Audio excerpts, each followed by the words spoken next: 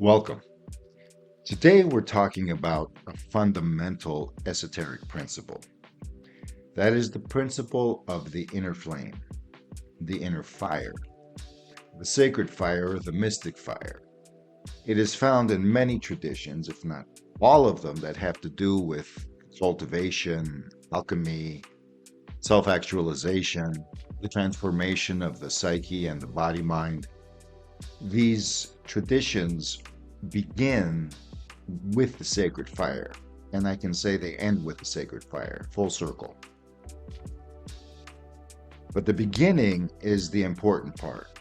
And we're using the sutras of Patanjali, more or less a 2,000-year-old text that could have been written because the oral tradition was somehow fading or being altered or being repressed, and some came and decided to record the basic process. But this process is like a notation. You don't have a complex analysis of it. Philosophical works try to do this, but then you lose something here. So Patanjali refers to book learning and secondhand knowledge as not the way to go. The sutras are designed to stimulate internal experiences of self-integration, self-actualization, self-activation, however you want to call it. And they have symptoms. So symptoms means that abilities, they're positive things. You're enhancing your own humanity. It's not becoming something beyond human, or that's not the way to look at it. It's very short-sighted and it's disempowering. It makes us weak. What makes us stronger is understanding that our humanity is incomplete. We're evolving beings. So this thing we call a primate, an animal, is actually a dynamic that stems from deeper evolutionary biology, and it's coming into a form of sentient actualization until our stage where we're realizing we are more than this static definition of ourselves. And so, where's this going? Into transhumanism, into techno-man, or techno-human? Is it going somewhere where we're leaving the biological, or is the biological not done with us yet? I mean, basically, it should be we are not done with the biological. It has much more to offer. And this is not through the path of genetic alteration. This is through the path of organic growth stimulated by the very sentience that sets us apart from other animal species.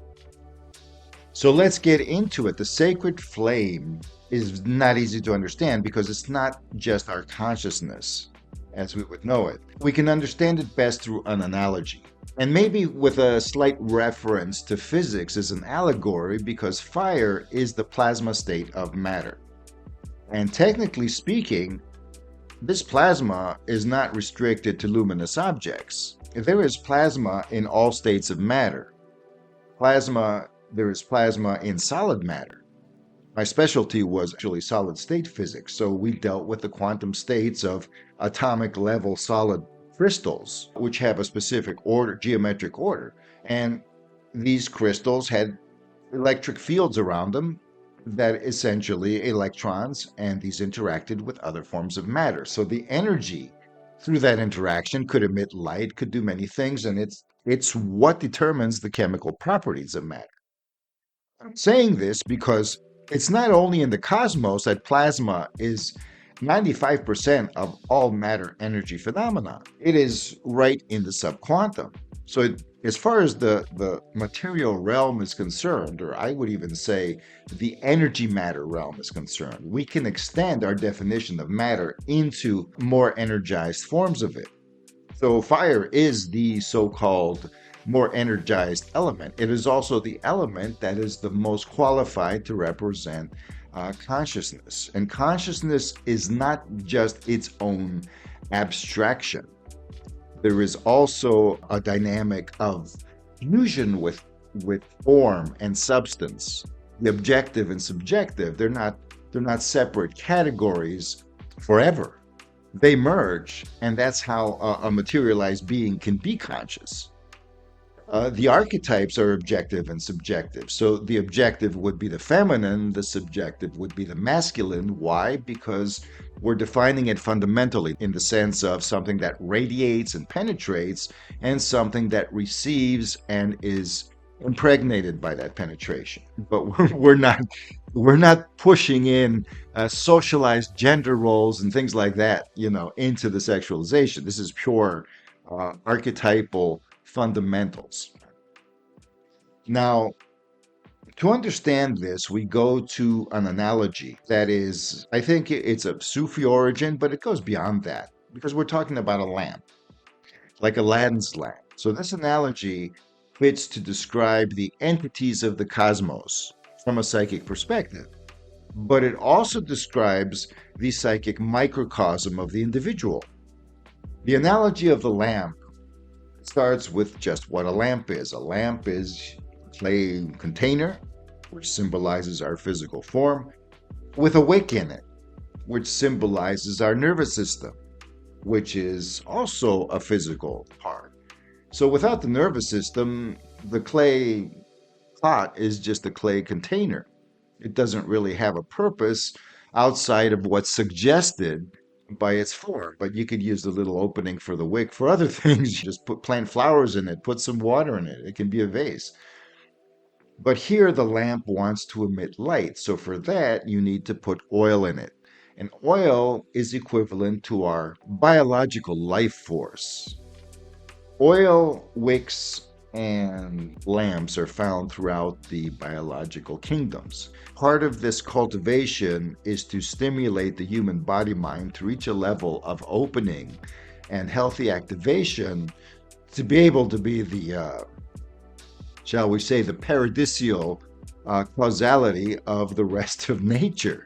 Nature doesn't want to get rid of humanity. Don't believe that kind of thing. Nature is looking forward to what humanity can become.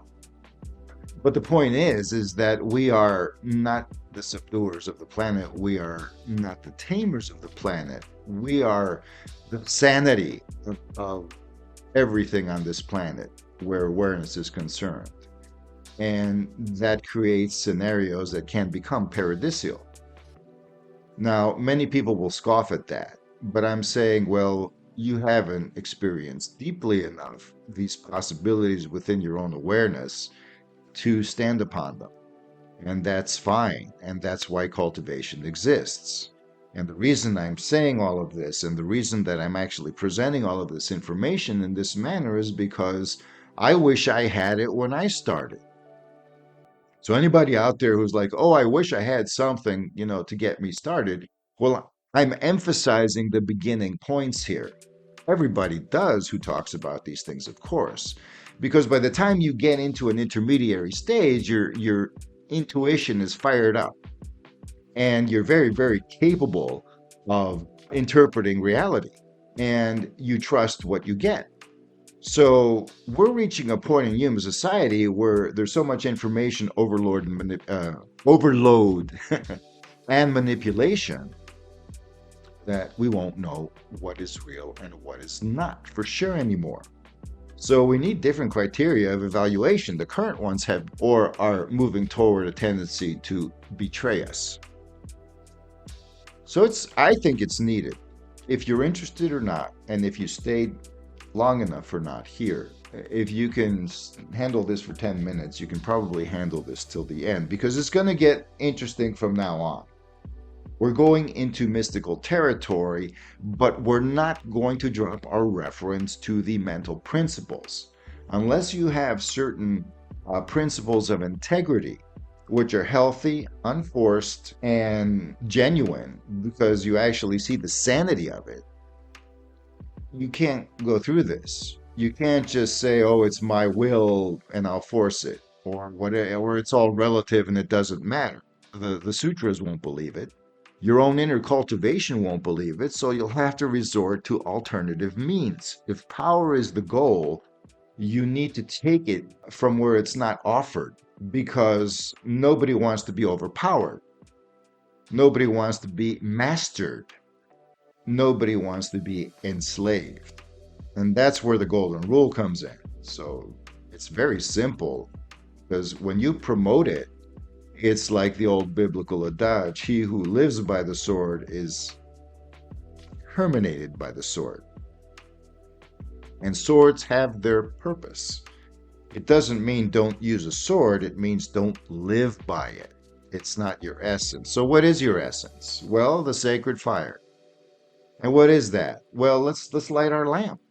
So all of a sudden we light the lamp. How do we light the lamp? Well, either another flame comes or a spark is supplied to the wick that is drenched in oil. The oil is the life force. The life force can be stimulated through the breath as an experience. It is a metabolic experience. The life force ignited within the cells through the oxygenation process becomes fire, literally, physically, only at a very, very small scale. But still, that fire drives our life. So within that fire, and I'm not promoting some kind of spiritual materialism where we end up worshiping the fire. We don't worship anything. You worship the mystic fire, which is not material. The mystic fire is the foundation of your subjectivity, of your subjective presence as an existing being. I am. Take out the I. Just look at the verb, am. The fire is the power of am.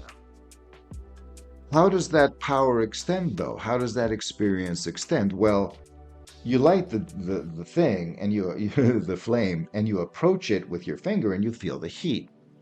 So the light that we see with our eyes is only one aspect of the same thing. Heat is also a form of light, and it's infrared. But there's a separation. Because of this distinction, we have what we might call pure consciousness, the light, and materialized consciousness, or a consciousness that is energetically sensed, energetically experienced. This is the heat. In Islam, angels were associated with the light in this analogy. The heat and the light itself, to a degree, the heat light, the fire that we see actually as fire, not the luminosity that it gives off, this is associated with the jinn. Cosmically, the association would be, okay, you have starlight. That's the transcendent source of consciousness. All of these stars are all illuminated, and then you go to one star, which is a centralized focus of the emanation, and that is our sun. And that has a whole different role. It's so close to us, it's personal. And it gives us life directly. We don't get life in the same manner, at least, from the stars. And then at an even deeper level, we have the proximate, tangible experience of being alive, which comes from the moon.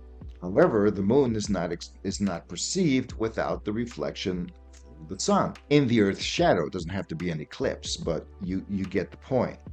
So these three things, these three symbols are in the tarot, but they are all based, and you might say the following: if you take the moon and you put it on top as a crescent, and you take the sun and you put it in the middle, and you take fire itself, not the stars, and put it below, this sacred fire basically heats up what you might call a cauldron or a furnace. And so when you put the fuel or the oil inside let's say this time it's not oil, it's water. And so it becomes the water of life, and you have a grail image. These three principles, the moon, the sun, and the star, are interchangeable in that way to give us other deeper esoteric meanings. But the sacred fire itself comes from the stellar aspect. It is experienced in the solar aspect, which is probably what is most problematic in us. It is not the deeper nature. It is because our individuality comes from the solar aspect. And then the biology of the lunar aspect, that is the container of the life force that we experience.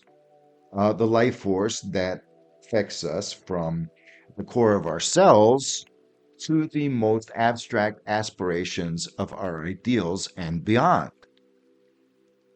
So we have this flame that is our experience of divinity, of essence, and this flame is arising, and its quality when it becomes pure and true to its essence, then it fires the rest of you up. Now, that firing up is not going to be pleasant in the beginning.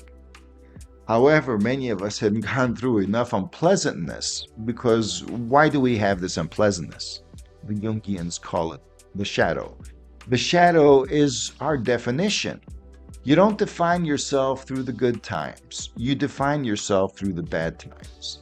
The more definition you want, the more distinct you want to be, the more maybe complex you want to be, which would probably enhance your experiences, because then, something more complex has more options than something simpler. So you want to weave a skilled tapestry of experience. You have a dream, you want to actualize it. Well, you need more definition. Definition comes through suffering, because it is essentially a gap between us and everything else. It is separation. Now, there is a limit to how much definition anybody would like, because first there's a limit to how much anybody is willing to suffer through lifetimes, and our inner higher self, call it, beyond our ego intelligence. That part of us knows what we want, and the suffering isn't there because it gives us power. The suffering is a vehicle of separation that chisels and shapes who we are. And you don't engage it like a masochist. You don't like it. That's the thing. That is what all esotericists would call the fundamental sacrifice. Because your deepest, most loving, most healthy, most empowered essence has a subjective potential. Is that part of the divine that wants to be distinct and its own thing, but still being divine? It's not the essence of the divine. So it says, okay, what would I be if I wasn't where I came from? What would I be if I wasn't divine? Cut that off. Well, insanity, of course. But through that insanity, you define a point of initiating your being. You give birth to yourself. In other words, as the true divine spark is threaded through our inmost self, and is filtered out through that nature that defines us, the separation can be healed and the nature can be sustained. So that being said, we are at the point of evolution where the separation is essentially healed. We just don't know it is. So we can throw our fear off little by little by bringing it out, by extracting it from the very depths of our essence. So we can proceed and realize, okay, now we can be whole. Who am I? What am I? I'm the divine spark, but there's also a whole bunch of other stuff that is now being redeemed from its former alienation, where we actually start recognize ourselves. I don't want to burden this idea with too many concepts. This isn't psychology now. You're entering the territory of the sacred flame, and the sacred flame means that the jinn aspect, which is the solar aspect, which is essentially where the ego and individuality have problems, which is the balance also between the life force and the abstraction of consciousness called spirit, the source of the subjective. And it is the bridge between mind and body. It is essentially the heart that we have not awakened, the core of our being. And as that core shines, it illuminates the lunar aspect, and that lunar aspect then controls the deeper levels of and it doesn't control it as a separate thing. It's us awakening to the deeper layers of our subconscious and the actual gifts of nature. And when I say nature, I mean the divine feminine, the receptive field. The reality of manifestation is polar. It doesn't mean it's polarized with nothing in the middle. It means that it's like a battery. That's how things move. You got potential, you got uphill, downhill.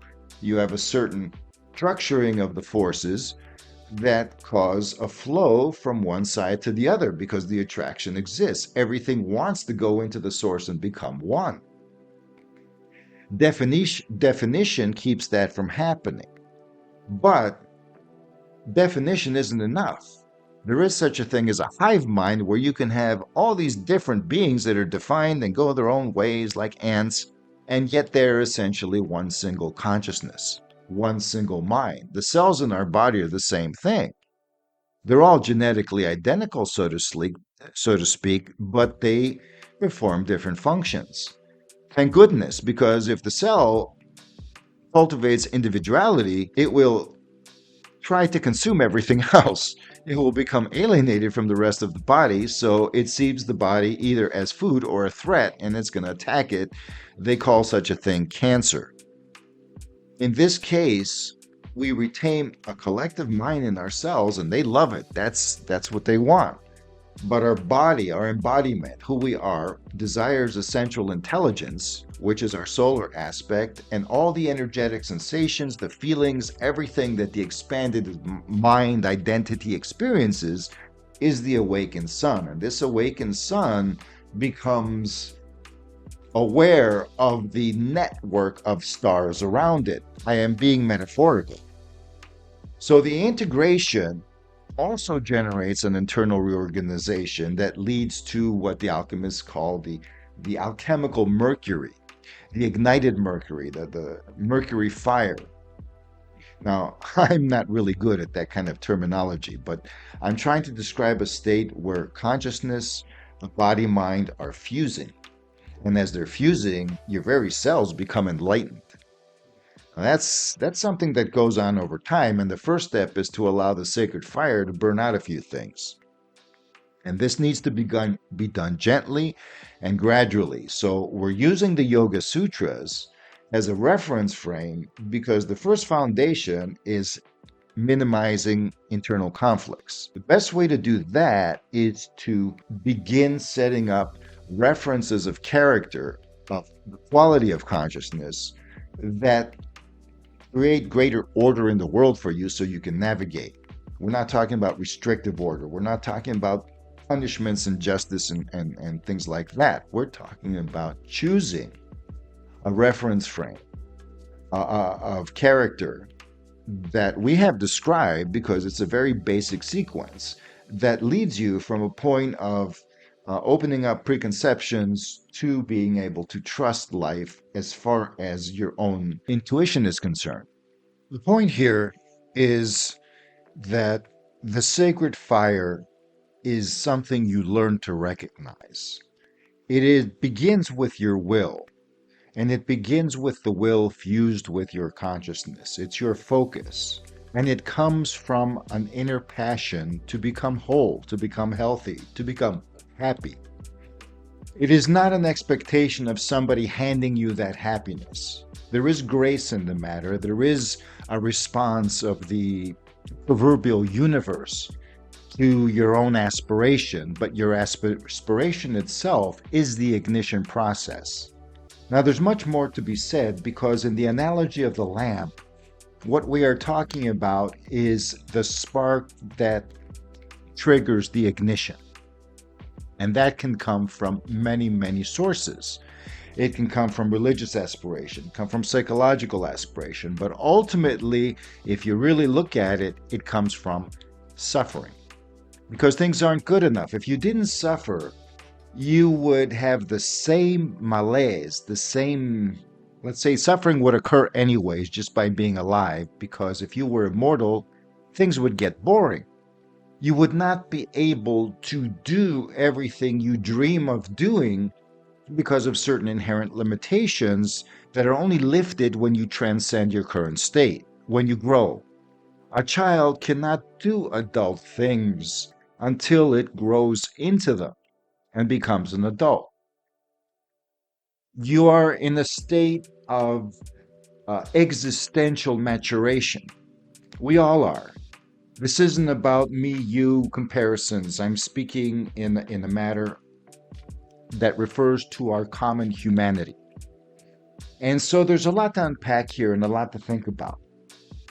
And that's why I'm not pushing this topic, because I want to enter gently into the mystic fire, because it's not all about burning out negatives. It's also about what you might call ecstasy. Many people have positive experiences that move them forward, and in pursuit and application of this flame, sometimes it's offered like that. Suffering is not the motivator of evolution. Suffering is what defines us as we evolve. There's a difference. And hopefully, I will clarify the distinction in the next offering here. But for now, I'd like to say, please bear with me. If you've listened up to now, thank you. And things will become more consolidated, because these topics, like I said, in order for the mind to not be shocked against them, they need to be approached gently, non-denominationally, so to speak, to transcend the boundaries of cultural egoism or cultural expression, in the sense that this can bond us as human beings. That's the substratum here. We are not, shall we say, separate from that. This is our humanity. It's not the truth of this enlightened being or this other enlightened being. And there's enough experience that we can actually consolidate and extract what we need. And that's what the esoteric survivalist is doing. So please join me for the next episode, where we continue our exegesis on the mystic fire and see how does this go into a more gentle process that's different than the alchemical intensity, the blackening, where you actually burn your psyche to a crisp and then remove the ashes and reconstitute them, give them back life, so to speak, and recirculate the result. Let's do this in a way where we are standing tall, conscious, with dignity, and transforming. So there isn't just what you might call the inner child that's going through things, but there is an inner adult, even if it's a teenage adult, spiritually speaking, that is rising and can take responsibility for every step that is taken here. Because there is no need for external guarantees. It is within us, but we need to respect what that means. We need to understand and explore what that means. We need to trust that it means something. So let us come back next time, and we're going to continue. There's a lot to unpack, and there's a lot to make sure that it's not just unpacked and thrown to the wayside. I am committed to helping you make sense of things, whether you're very well read or not. That concludes this talk. Thank you for listening, and without further ado, Megas out.